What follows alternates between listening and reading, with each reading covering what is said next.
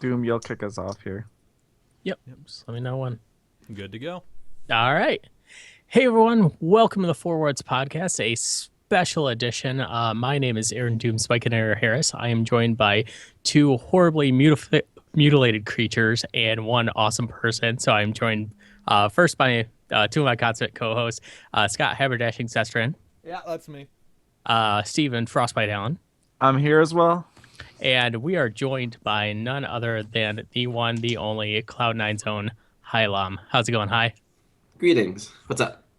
Thanks so much for joining us. And so we'll just kind of dive right in. So the main reason we wanted to have you on is talking about shot calling and stuff like that. But first off, what got you into League of Legends and when did you start playing?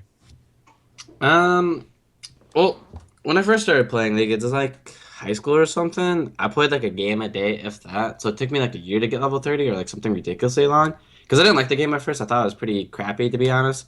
Since I came from Dota, and that Ah, game, there's like a lot more things you could do in the game. And I liked it better. And then the art back in there was kind of bad as well. So to me, it was just like this, I don't know, crappy game. But then all my friends played it. So I was like, okay, I guess I'll play it since, I wanted to be like social with my friends.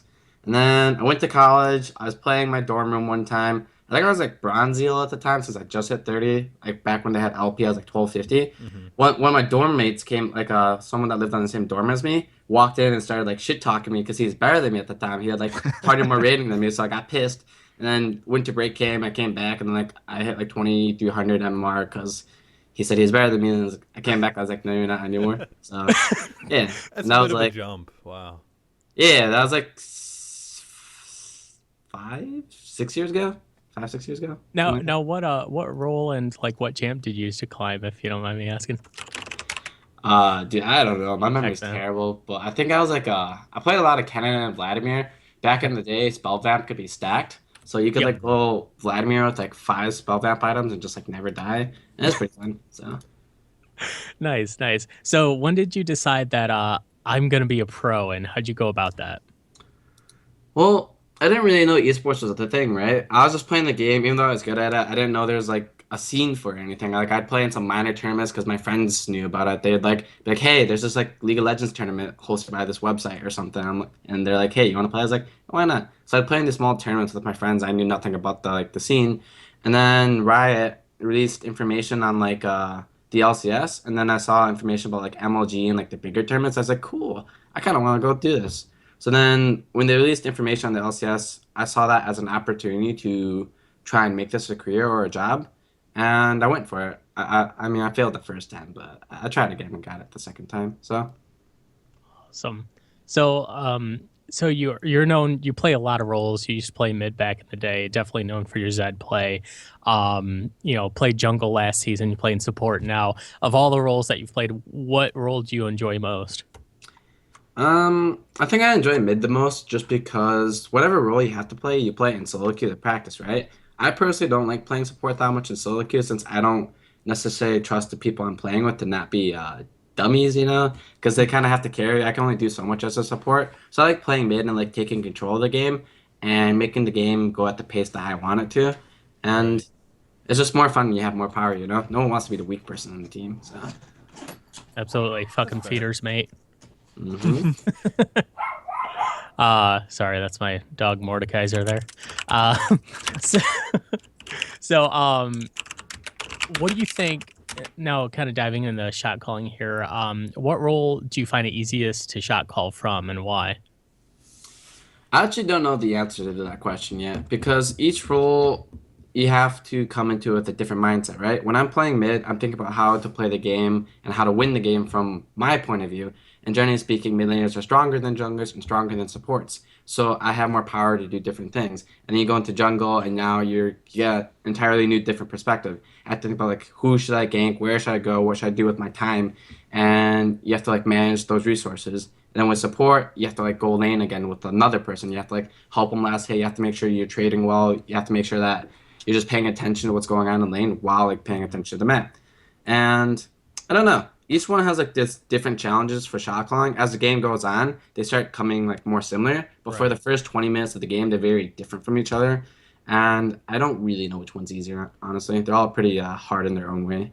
Okay. which one presents the most like unique challenges to it? Like I think jungle, you have a lot to monitor throughout the whole map.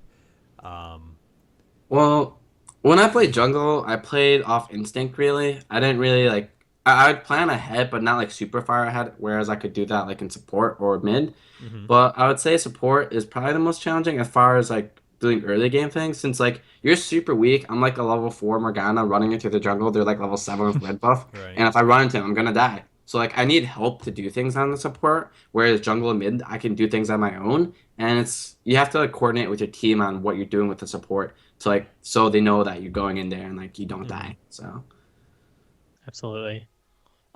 Now, what do you think makes someone a great shot caller?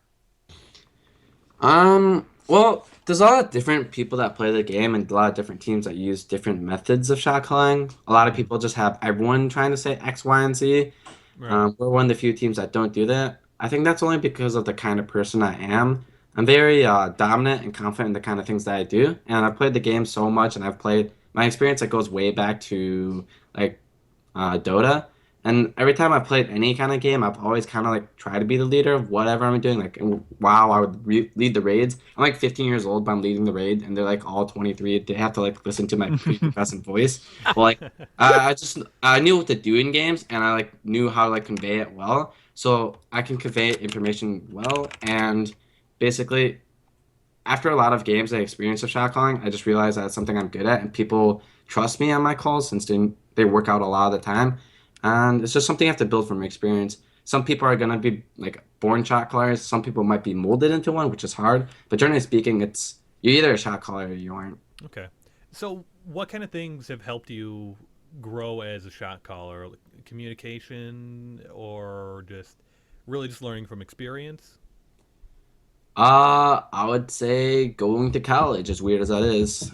I went to college and I learned a lot about myself, right? How to Okay. interact with other people, how to uh, have self introspection on myself and learn how to deal with like other people because when you're playing on a team you have four other people on there that you constantly have to talk to and pay attention to, and it's hard to learn social skills when you're playing a game all the time.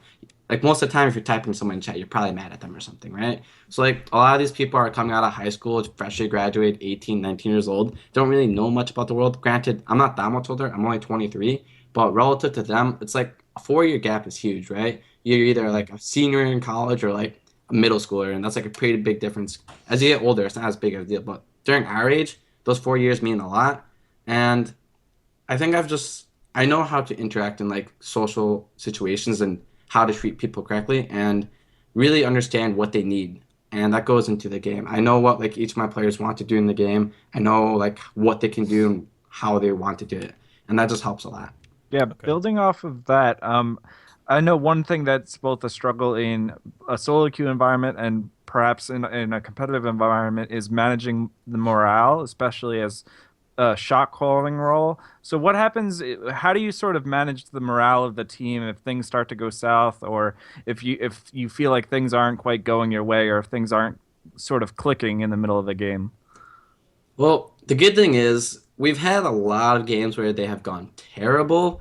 I think one game, me and Balls are both 0 and like 10 or something, and like we were still winning the game. So I think my team understands that even if you're doing bad, you shouldn't give up hope because one, believe in the ability to come back, and two, believe in the ability of the enemy team to make a mistake. Because we're all human. hmm No team plays perfect. You can look at the best teams in the world; they still make mistakes, still make errors, and you shouldn't ever give up. At least in a competitive game, maybe in solo queue you can forfeit if you don't want to like deal with the hassle of trying to come back. But in competitive, never give up just because people play differently and they play maybe they just don't play perfectly, and you can take advantage of that and try to like play your best to overcome the uh, struggle of being behind 10,000 gold or something, which kind of sucks. But So, how do you kind of get your team out of that sort of mindset of like, oh shit, we're down